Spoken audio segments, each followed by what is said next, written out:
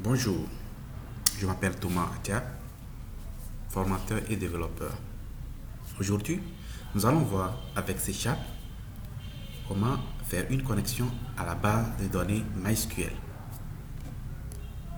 Je vais pour cela créer un nouveau projet que je vais appeler connexion base MySQL. Je clique sur nouveau projet. Je vais mettre ici connexion base MySQL. Je choisis Windows Form Application et je clique sur OK. En attendant que mon projet se charge, c'est déjà chargé, je vais aller chercher le connecteur sur le net. C'est-à-dire que pour se connecter à une base de données MySQL, vous devez avoir un connecteur. Voilà. Donc je vais sur le net et je tape ici mysql.data.dll. Voilà.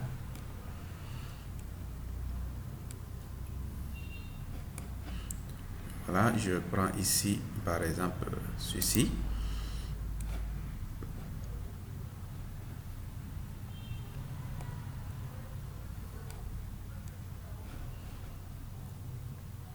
Voilà. OK. Et je clique ici sur voilà, télécharger. Je crois ici et ça faut. Voilà.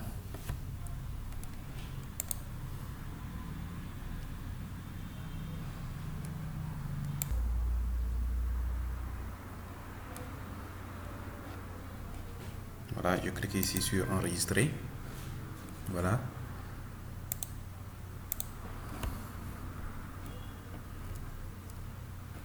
Mon DLL est enregistré. Je vais essayer de le copier. Je vais le copier et le coller sur le bureau.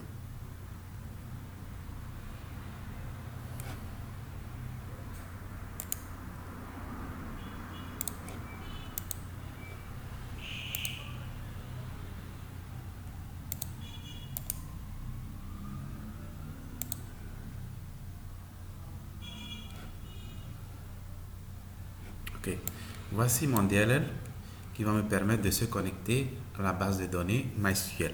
Mais en attendant, voici ici j'ai l'Aragon. L'Aragon me permet de me connecter à la base de données MySQL. Pour cela, je lance le terminal de MySQL par exemple, de l'Aragon, pour accéder à ma base de données.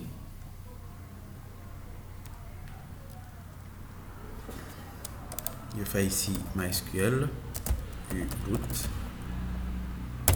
pour me connecter à la base de données et je vais créer la base de données que je vais appeler test. Create database test. Voilà, ma base de données est créée. Ok. Maintenant, je reviens au niveau de mon projet C#. Je vais ajouter un bouton.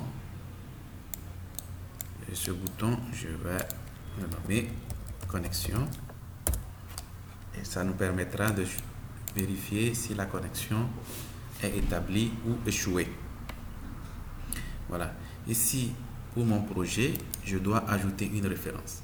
Et la référence que je dois ajouter, je clique sur référence, add référence, mais ajouter une référence. À ce niveau, je vais cliquer sur parcourir pour aller choisir mon DLL que j'avais laissé sur le bureau.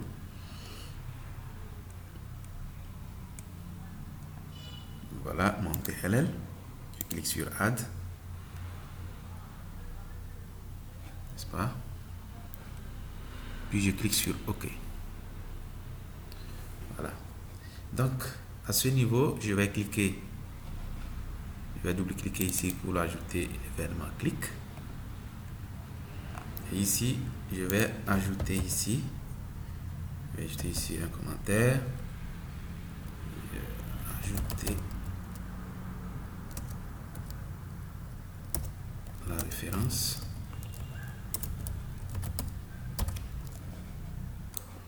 Ajouter la référence ou bien ajouter la librairie.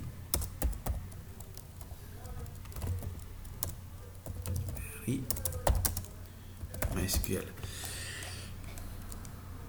Voilà.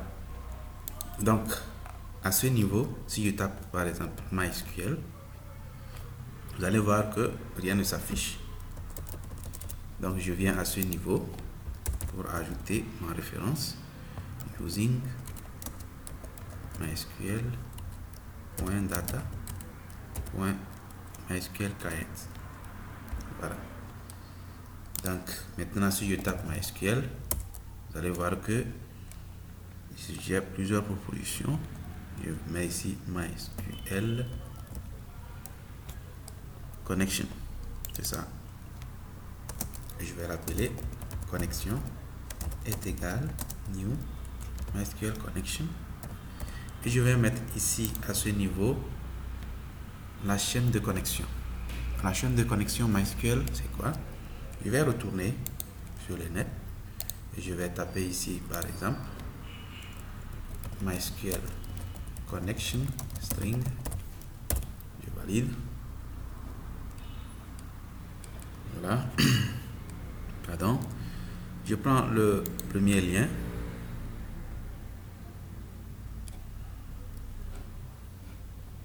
Voilà. Ok. Je vais ici prendre la chaîne standard. Je copie. Je vais au niveau de mon projet et je colle. Voilà. Ici, MySQL adresse, c'est sur ma machine locale. Donc, je mets ici localhost. Database, c'est test. Ici, c'est le nom d'utilisateur root. Et pas de mot de passe. Voilà.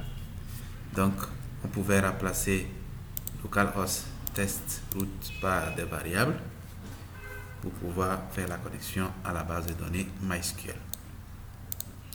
Maintenant, ici, j'ai la connexion.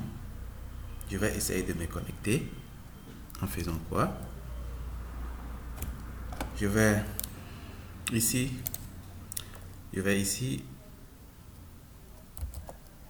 me connecter en cliquant en mettant connexion .open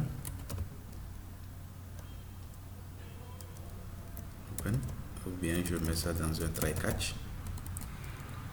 Voilà. J'utilise ici la variable x.